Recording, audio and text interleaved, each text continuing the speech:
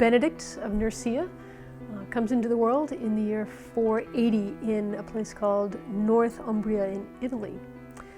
He's a man of means, wakes up in the morning, he's got everything that he needs to have a successful day. He is groomed at an early age to take a leadership role in the church and in the world. Eventually he goes off to school in Rome. He's already pretty well educated. And he goes to Rome and he sees a lot of excess in the church and in the people that he's working with and his peers. And he sees a disconnect between what's happening in the world around him and how he feels his relationship with God is supposed to be and how his living in the world is directed by God's will. So he leaves Rome and he goes off to become a hermit on a mountain.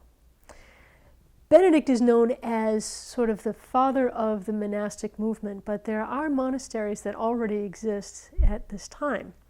But he decides to go off to be alone on a mountain. So he journeys out and he stays there in a cave in the mountain.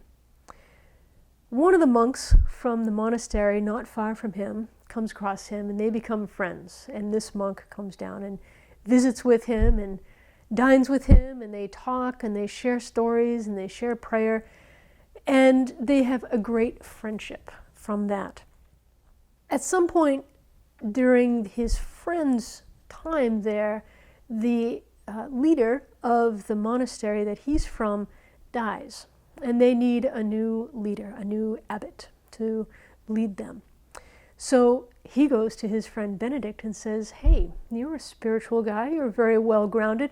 Why don't you come and be our new abbot?" Over the course of all the time that they spent together talking and sharing stories, Benedict heard all of the different things that are going on with the brothers in this monastery.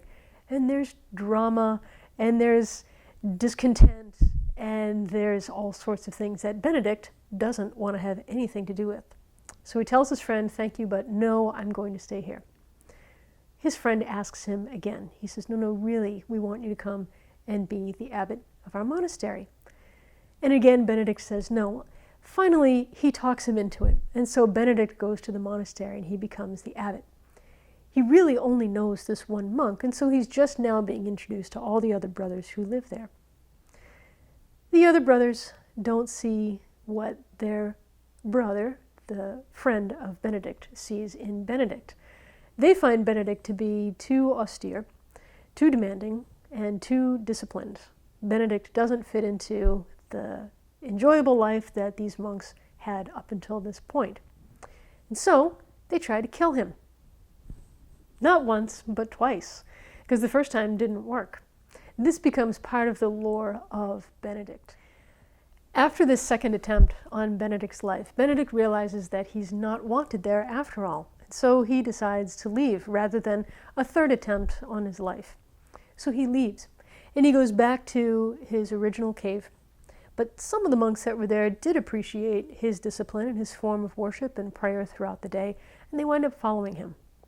Benedict moves around to several different locations, and everywhere he goes, he plants another little monastery. These monasteries grow.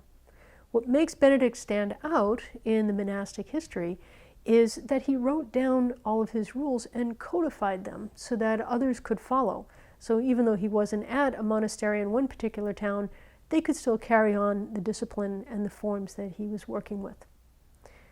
Benedict, again, is not the first person to write a rule down. He does use some other sources to guide how he decides that a rule of life should look.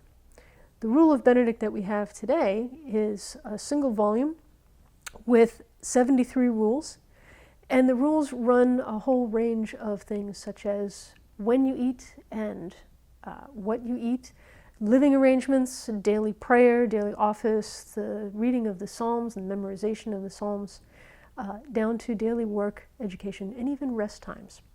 So as we go through the Rule of Benedict, we're going to look at each of these sections of rules and in little chunks. And then from there, we'll be able to distill out a rule of life that you can write for yourself.